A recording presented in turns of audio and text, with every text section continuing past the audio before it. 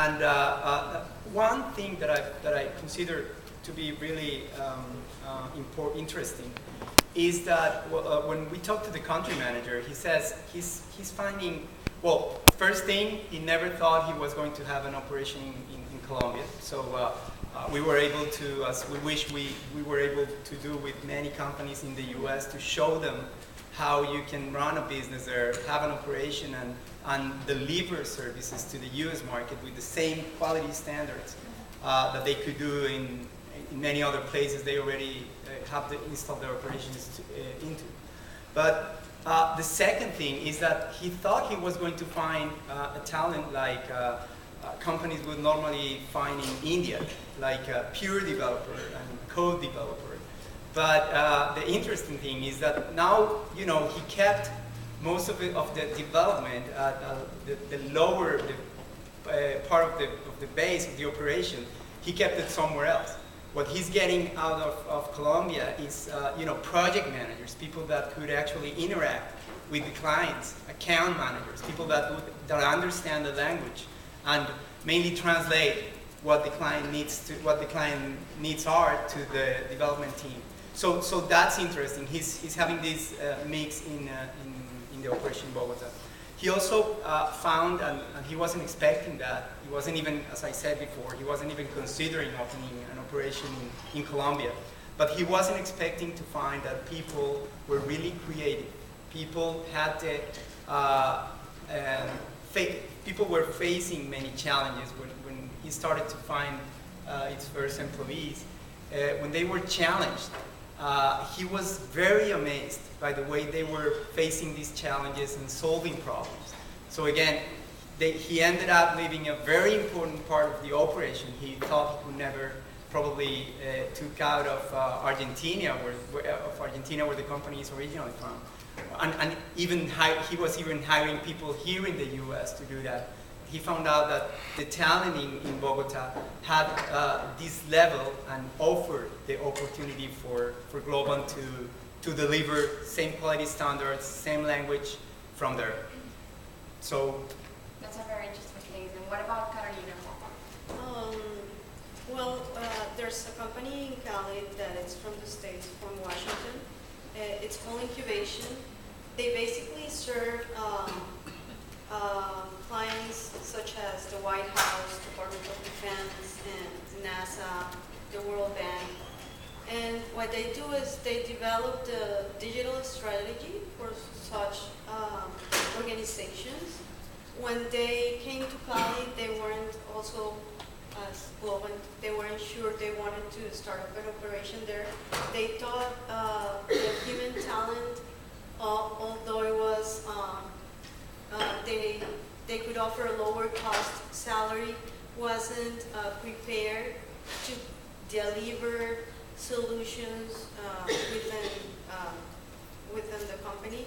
We work with them and the universities, and they started a small operation to developers, and then they have been growing in this past 2 years to have an operation with close to 20 people, serving clients here in the States and also in Europe.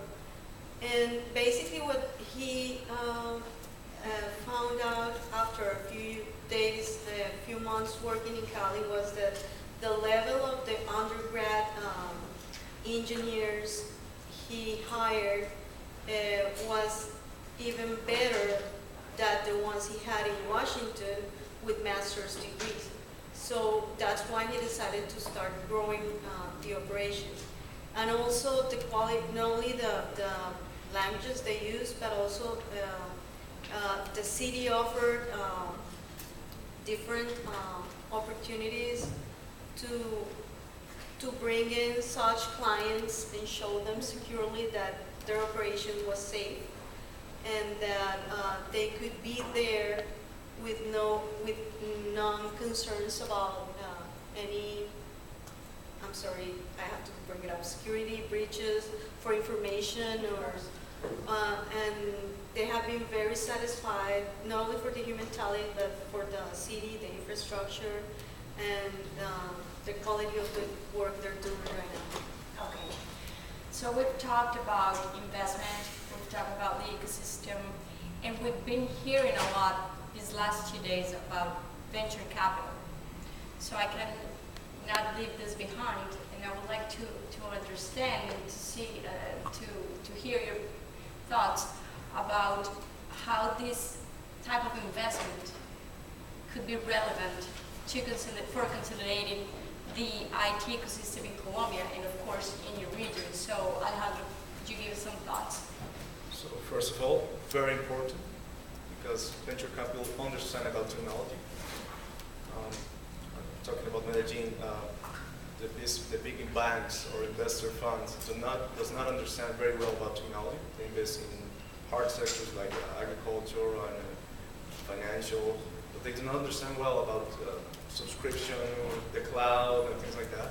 So it's not very, the funding is not available for these initiatives. So very important. Specifically, the municipality is building a fund with private companies.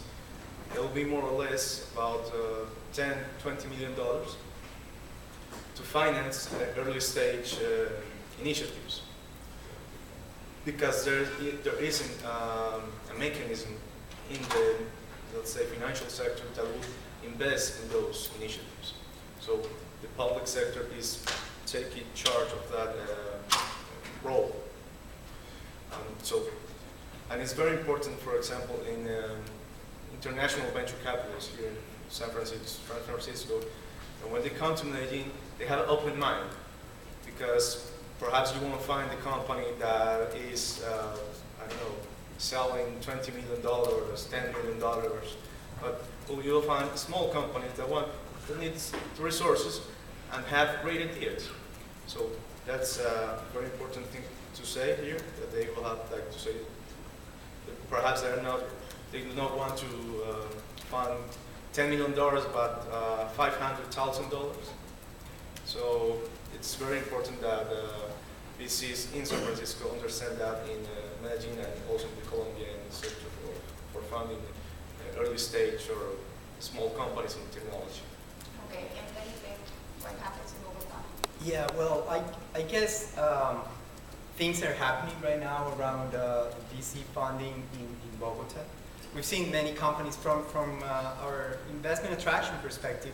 We weren't used to receive a deal with funding. So we always thought that investment was coming from the big and medium-sized companies in the U.S.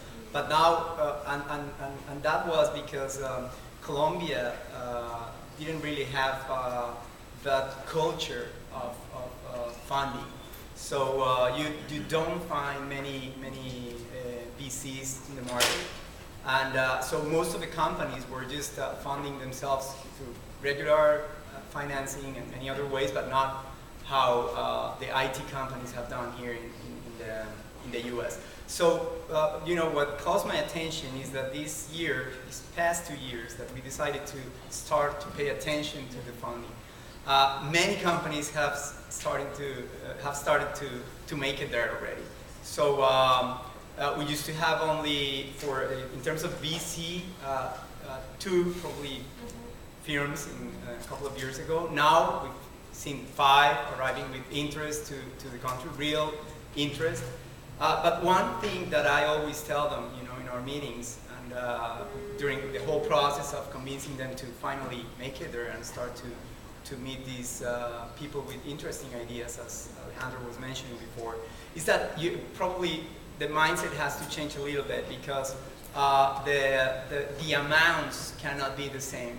When you set up your entrance mode, you cannot expect to find companies that are at the same level. So I would call it needs a sort of like a translation in terms of understanding how a small company is down in Colombia and how it compares to a small business in the U.S. And that could help you just to find your way in the city.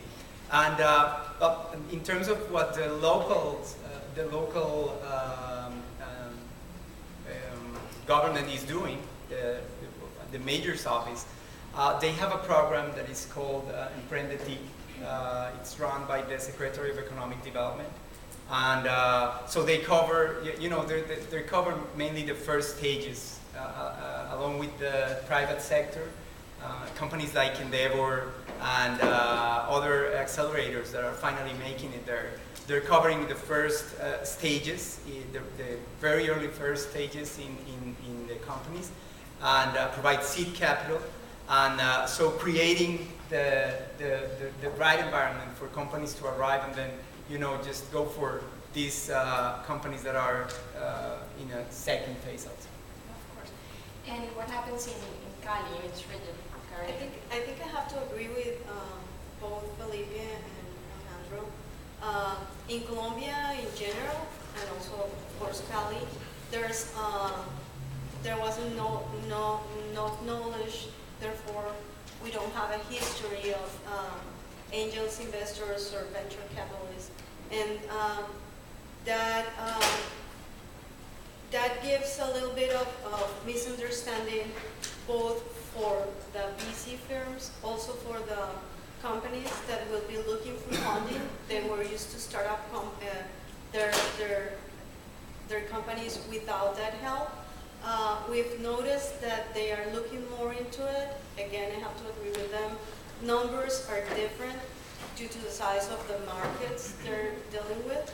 But what we can say and we can assure is that those small companies are developing very strong ideas that are growing steadily during a certain amount of time, and that growth will, if they have this pushed by funding, they will be growing faster if they do. So I feel we can help them more if we, from the agency perspective side, help them to present the case through the firms, and then start up and keep on growing on that.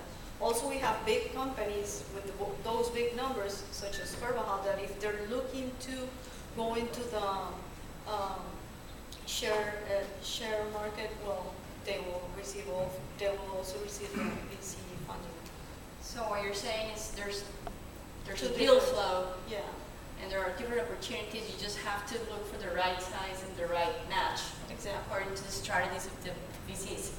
So right now, what we want to do is to open the floor. If you have questions, specifically for Colombia as a country or for each region. So I am assuming that we have some mics available, probably. So if you could just raise your hand, we'll be more than glad to go in depth.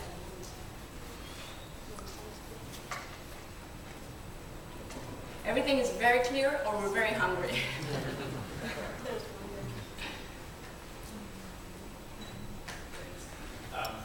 Apologies if you already addressed this in the talk. I came a little bit late, but one of the questions that I have is, how does Colombia, talk to me a little bit about the free trade networks that Colombia has in place, because when I hear companies in this area that are interested in Colombia, it's oftentimes as a platform for the region as a whole, particularly the Spanish-speaking region, leaving Brazil aside. So I'd like to learn more about that.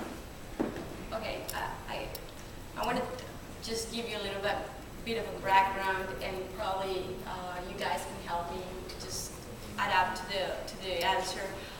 Colombia has been undergoing these great efforts of negotiating and signing and actually enforcing free trade agreements, investment agreements, and double taxation agreements to be able to position itself as a platform and, of course, extend our commercial relationships. We have free trade agreements with the United States. It came in force last year, with the European Union that just came in force a month ago, with Canada, with Chile, with Central America, and we're negotiating investment and free trade agreements and double taxation agreements with other countries. So one of the key elements is when you negotiate a free trade agreement, you set up the conditions to be able to have the investment agreements and double taxation agreements. So the second phase, for example, with the United States is to have a double taxation agreement negotiated that will, of course, make it easier and cost effective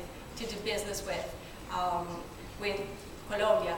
So, of course, that's a national initiative, but from a regional perspective, it applies perfectly. And when you go to Colombia and you see what type of region you want to establish your operations in, you will then take in count how that specific region is trying to take advantage of all the conditions, the free trade agreements and the investment agreements and the double taxation agreement sets. So I don't know if you want to add something. Sum it up. Well, perhaps that you were talking about networks. So, for example, Proexport is the national network for you connecting it with Colombia. So they could help you with contact specific information regarding the sectors, commercial sectors, investment sectors, tourism sectors. And then through Proexport, we will connect, for example, with ACA in Medellin. Specifically, ACA is also a network in Medellin because we have the contacts in private companies, public institutions, education institutions. We know about all the programs. So, for example, through Proexport, you could connect with a network and another network, so far like that. And Proexport here will be me if you want to contact me afterwards. Yes, that's important. I'm Carlos Olorsi, I'm the CEO for the Hispanic Chambers of Commerce of San Francisco, and thank you for being here. Actually, it was a couple of questions that I had. We receive, let's say, it's probably 10, 15 calls a month in reference to people who actually want to do import-export with Colombia. And as a matter of fact, one of my members is right now in Colombia looking for contacts. We didn't know that you were going to be here. But in any case, do you have a local contact here? Yes. So it's you plus the consulate, somebody else that we can Exactly. refer to? Santiago Espina, he is our representative here in the Bay area. Actually, Santiago has quite a history within Proexport. He's been around, like me, for many, many years. He's had a lot of experience. He was the former director for services exports. So Santiago has quite good networking established, built up here and in Colombia. So he should be your key contact person here in the market. And through Santiago and our offices and headquarters in Bogota, we can of course get you in touch with the regional regions and different cities in Colombia as well, like Medellin, Cali, and Bogota. I saw you raising your hand. Let me get there, please. I'll be around the whole day, so if you want to have my card, I will give you a